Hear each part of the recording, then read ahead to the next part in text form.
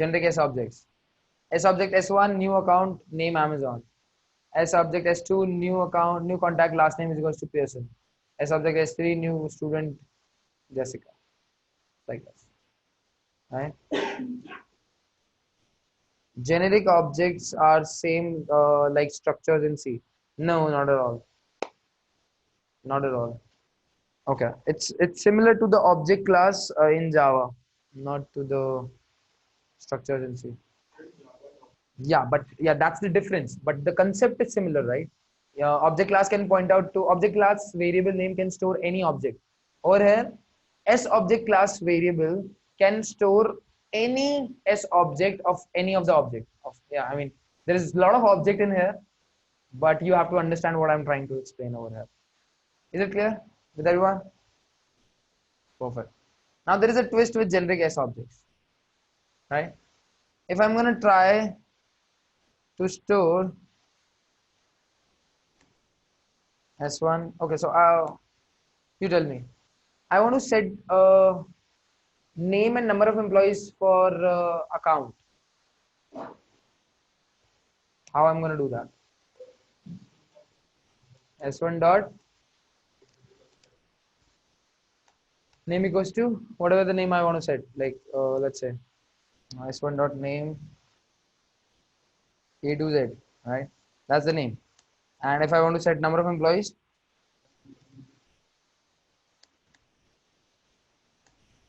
right? This is how we can do that. No, it'll give an error.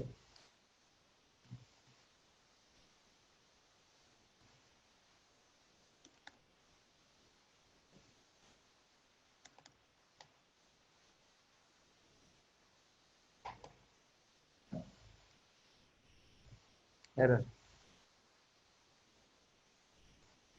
Let's see what the problem is. Variable does not exist name.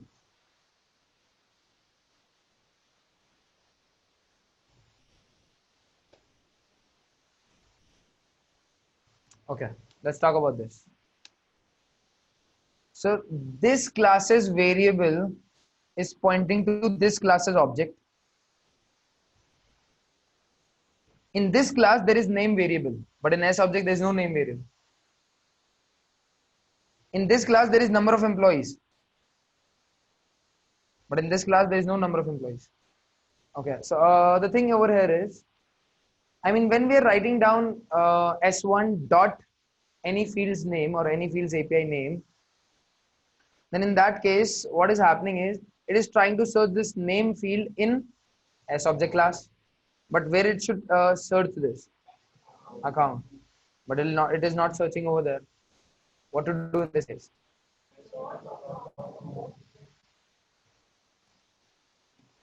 Sure? Completely wrong. Not wrong, completely wrong.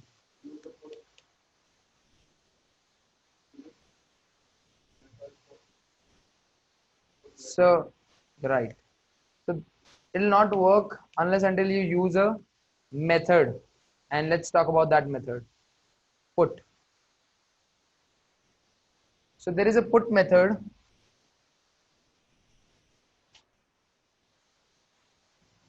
in which you have to write down the field name, comma, the field value that you want to store. So in number of employees, I want to store S1 dot put number of employees and then 3000 as a value.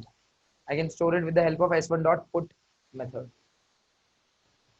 Now this will search this number of employees into the object instead of the variable, right? Instead of the class by which the variable is declared. So yeah, that's one thing. And now, if I want to access the value of number of employees after setting it, instead of this, what I've done is I've used S1 dot put. Tell me now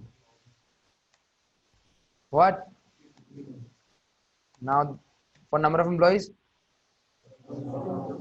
S1 dot then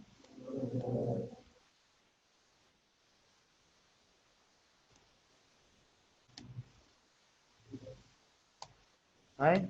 Now, if I want to access number of employees and I want to store it into integer a, how can I do that? Get, just write down s1 dot number of employees.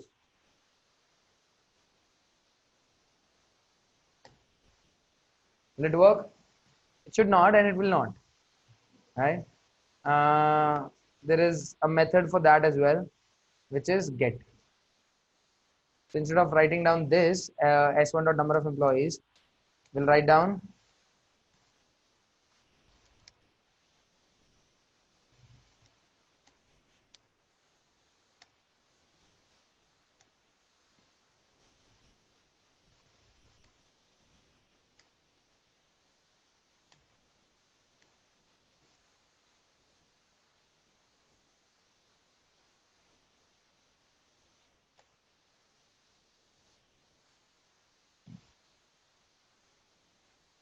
s1 dot get number of employees, and yeah, that's it. So why I'm storing this value in object? So again, like Java, there is an object class over here as well, which can store any type of value or any which can store any type of like object. So the value that it will return will come into object, and then we can get it out of the object. How? Can we just typecast it?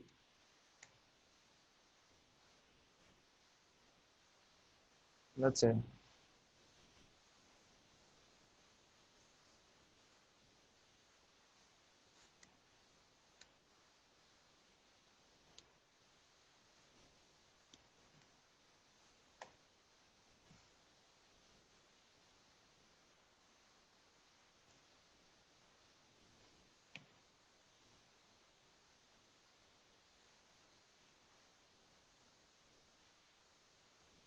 Let me just write down this program in here.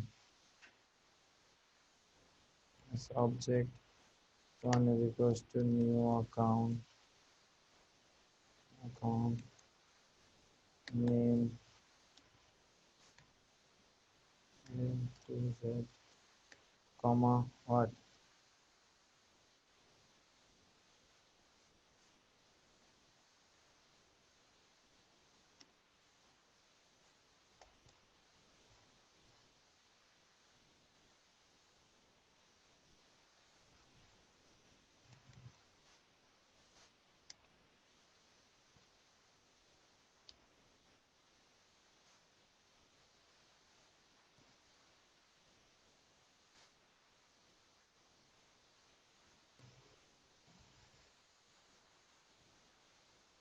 Incompatible types since basically incompatible. Oh, sorry. Dot get. I think I'm in a hurry. Number of employees executed.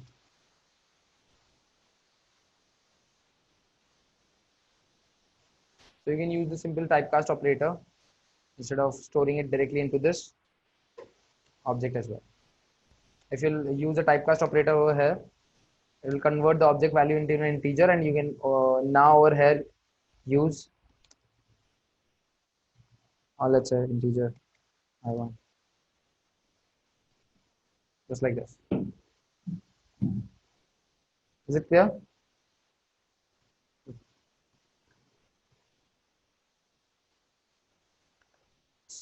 So like S objects is done from my side. Any questions anymore? I mean, you'll play with S objects every other day.